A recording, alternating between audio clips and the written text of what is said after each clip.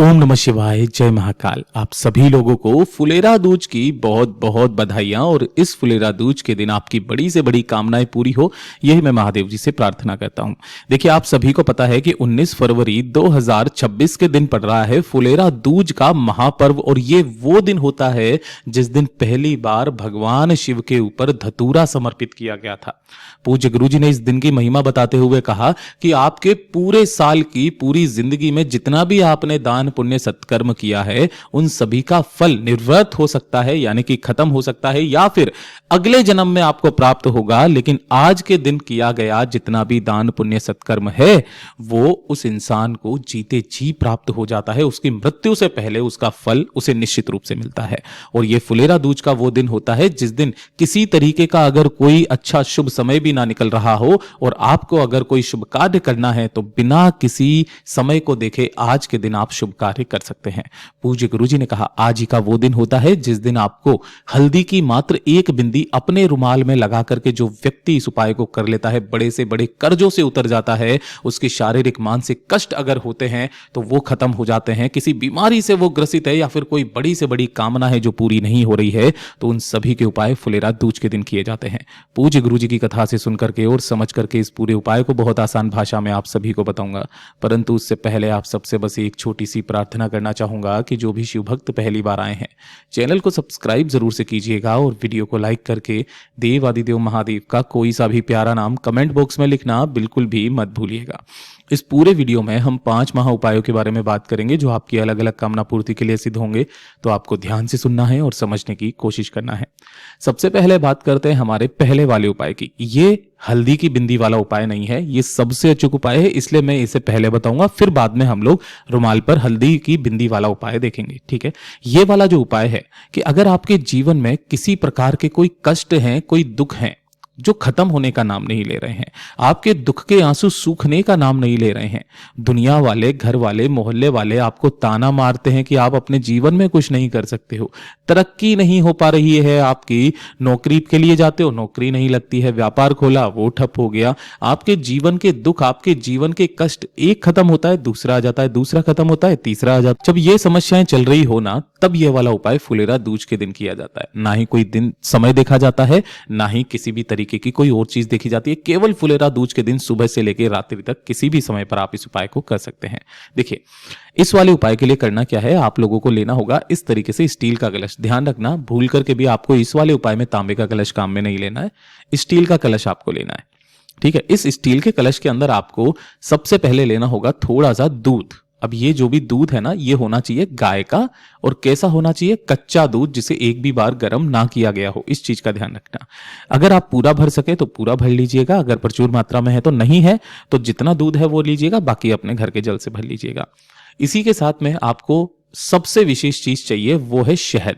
शहद क्या करता है, ये उन सभी समस्याओं का काट करता है जो भी आपके जीवन में अवरोध उत्पन्न कर रहा है। 1 चम्मच शहद लेना और इसी दूध के अंदर, जल के अंदर ही आपको समर्पित कर देना है, मतलब इसी के अंदर मिला देना है। तो ये वाला एक कलश तैयार हुआ। इसी के साथ में गोल भांति का दीपक आपको तैयार करना है। चाहे आप आटे का बना लो, चाहे आप मिट्टी का बना लो। गोल भांति का दीपक जिसके अंदर आपको भरना होगा घी। आप सभी को पता होगा गोल भांति कैसी होती है, ये जो फूल भांति होती है ना, इसी को गोल भांति कहते हैं, इस तरीके से। ठीक है, इन सभी को लेकर के, मतलब वो कलश और इसको लेकर के आपको जाना है भोलेनाथ के मंदिर में, शिवलिंग के पास में। यहां पर आपको किसी भी समय पर पहुंच जाना है, लेकिन शिवलिंग के पीछे की तरफ में आपको आसन लगा करके बैठना है, जिससे आपका मुख उत्तर दिशा की तरफ में हो जाएगा। जो पूजा पाठ अर्चना करनी है वो पहले कर लेना। अब मेरी बात ध्यान से समझिएगा। सबसे पहले अपनी कामना कह के शिवालय की जो चौखट है, उस चौखट पर एक जो घी का दीपक आप लेकर के आए हो, अपनी कामना कह करके शिवालय की चौखट पर कहीं पर भी आप लगा दीजिए, लेकिन चौखट पर आपको लगाना है। ठीक है, लगा दोगे। उसके पश्चात जो आपने दूध का जल लिया है ना, शहद का जल, उसे आपको 3 स्थानों पर यहां पर समर्पित करने के लिए कहा गुरुदेव ने। सबसे पहले आपको क्या करना है कि यह चीज समझना है कि एक तो जल चढ़ाना होता है और एक जल होता है सींचना, जो पूज्य गुरु जी ने कहा सींचने वाला जो जल है। अपने दोनों हाथों में उस कलश को पकड़ना, अपना नाम और अपना गोत्र बोलना, और जो आपका जल है वो शिवलिंग के ठीक शीश पर इतना धीरे धीरे करके समर्पित करना है कि आपको चढ़ाना नहीं है, आपको जल सींचना है। जैसे अपन सींचते हैं धीरे धीरे करके ना, श्री शिवाय नमस्ते नमस्तुभ्यं मंत्र का स्मरण करते हुए इसमें से थोड़ा सा जो दूध और जल है वो यहां पर आपको समर्पित करना है पहले स्थान पर। ठीक है। दूसरा, नंदी भगवान का जो उठा पैर है उस उठे पैर के ऊपर आपको समर्पित करना है थोड़ा सा जल, और जो अंत में थोड़ा सा जल बचा है वो आपको समर्पित करना है किसी भी बेलपत्र पेड़ के नीचे। महादेव पूज्य गुरु जी ने कहा कि इन 3 स्थानों पर आज के दिन जिन्होंने इस उपाय को किया है उनके जीवन के सारे कष्ट, सारे दुख उसी क्षण समाप्त हो गए हैं।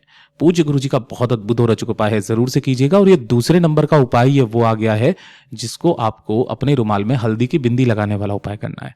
पूज्य गुरु जी ने कहा किसी तरीके का कोई कर्ज है वो चुकता हो ही नहीं रहा है, किसी तरीके का कोई लोन लिया हुआ है, पैसा आ नहीं रहा है, लोन चुकता नहीं हो रहा है, कर्ज नहीं चुका पा रहे हो, पूज्य गुरुजी ने कहा चाहे कितना भी बड़ा कर्जा क्यों ना हो चुकेगा जरूर, कहीं से भी धन आएगा, पैसा आएगा, लेकिन चुकेगा जरूर।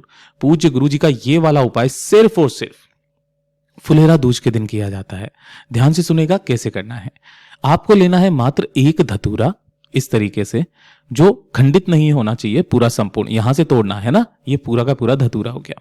इसी के साथ में आपको चाहिए होगी एक चुटकी हल्दी। हल्दी कौन सी लेनी है? ये वाली जो पिसी हुई हल्दी होती है, इस तरीके से हल्दी लेनी है, और 1 लोटा शुद्ध जल लेना है अपने घर का तांबे के कलश में। केवल ये 3 चीजों को लेकर आपके घर में जहां पर भी बेलपत्र का पेड़ है ना, यहां पर आपको पहुंचना है।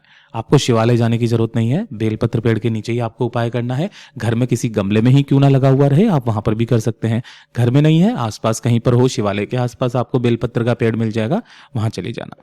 उस बेलपत्र पेड़ के नीचे की जो भी मिट्टी है, उसी मिट्टी से आपको एक पार्थिव शिवलिंग का निर्माण करना है। पूरा आप करें चाहे ना करें, लेकिन कम से कम अपने हाथों से ही इस मिट्टी को ऐसे करके एक लिंगनुमा आकृति दे दें, कुछ इस तरीके से। ठीक है, दे दोगे। जैसे ही आपने यहाँ पे लिंगनुमा आकृति बना दी, इसी को शिवलिंग मान करके सबसे पहले इसका पूजन करना है ना।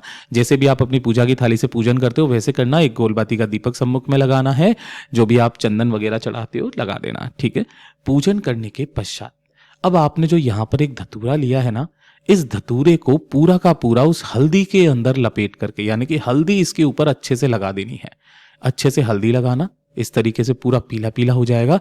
और इसी हल्दी के धतूरे को अपना नाम और गोत्र बोल करके भोलेनाथ की शिवलिंग के ठीक शीर्ष पर इस तरीके से समर्पित करना कि जो डंडी है ना इसकी, वो आपसे विपरीत दिशा में रहे, कटीला भाग आपकी तरफ में रहे।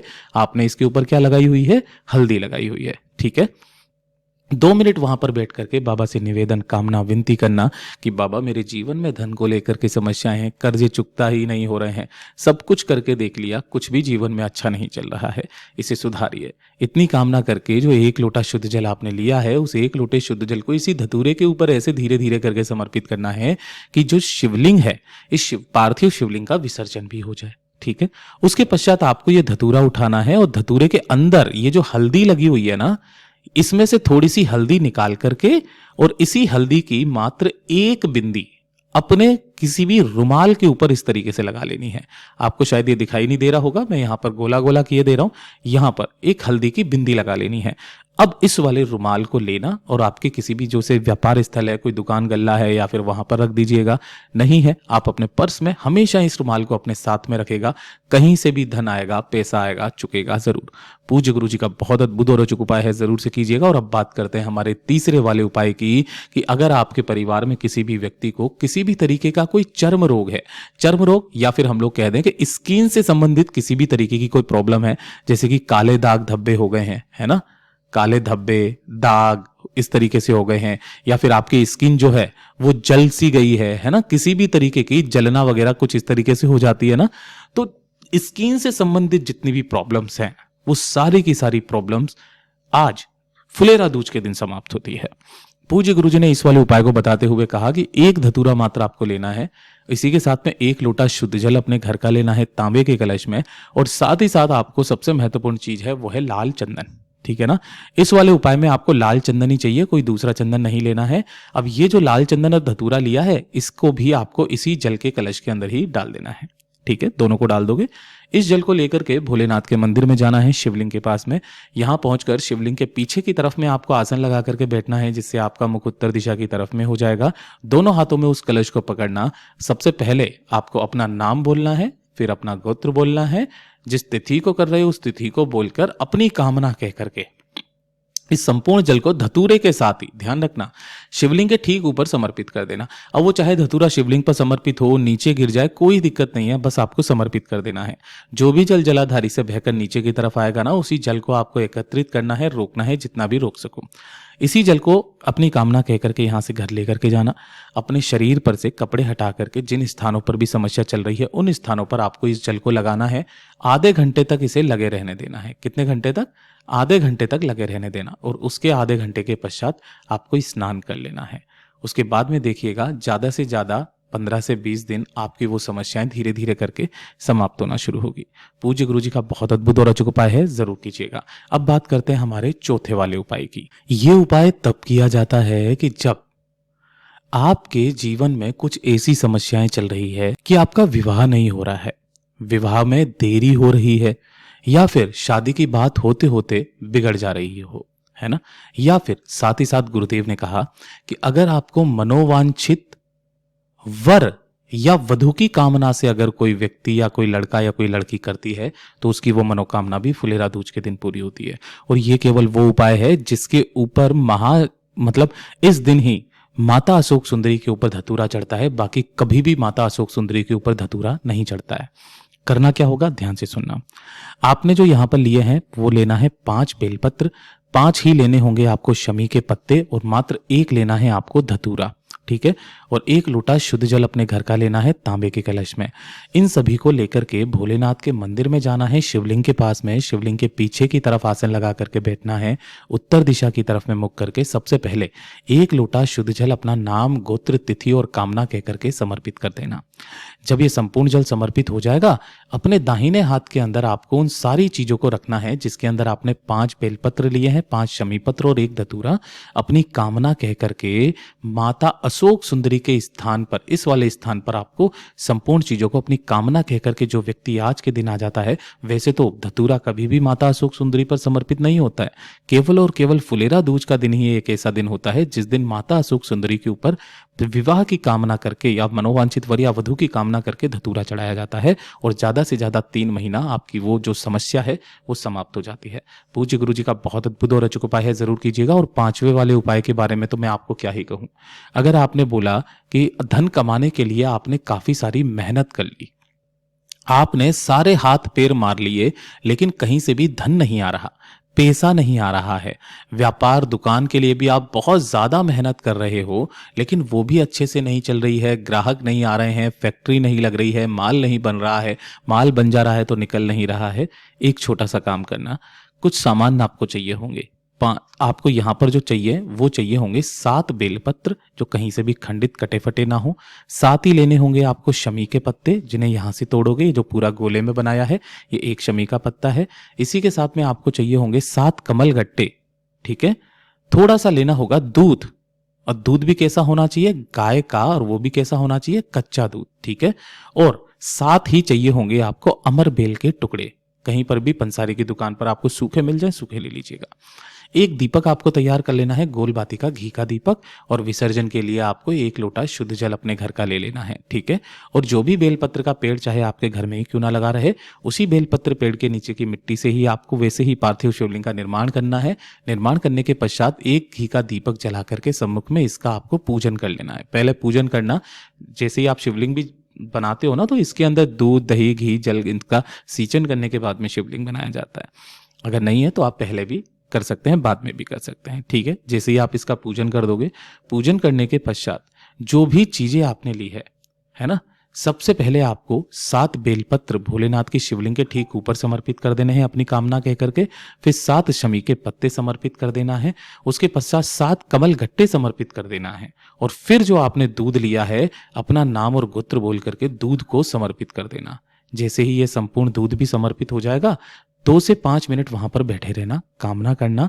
और कामना करने के पश्चात जो 1 लोटा शुद्ध जल आपने लिया है, उस 1 लोटे शुद्ध जल को भी भोलेनाथ की शिवलिंग पर धीरे धीरे करके ऐसे समर्पित करना कि आपकी पार्थिव शिवलिंग का वहीं विसर्जन हो जाए। अब आपको क्या करना है कि जो भी आपने वहां पर समर्पित किया था, अमरबेल के टुकड़े भी आपको समर्पित कर देना है। सारी चीजें समर्पित करने के बाद ही आपको दूध चढ़ाना है, फिर आपको जल चढ़ाना है, ठीक है।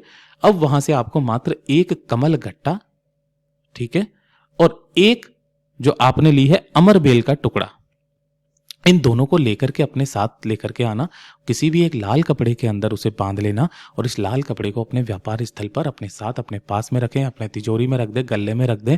महाराज 2.5 महीने तक इसे रखे रहने दीजिएगा। 2.5 महीने के पश्चात इस पोटली को किसी भी बहते नदी, तालाब, सरोवर के अंदर प्रवाहित कर देना और उसके पश्चात आप देखिएगा आपको इसका क्या लाभ मिलता है। पूज्य गुरु जी के सभी उपाय बहुत ही ज़्यादा खास और अद्भुत है, ज़रूर कीजिएगा। वीडियो पसंद आए तो लाइक करना, चैनल को सब्सक्राइब ज़रूर कीजिएगा।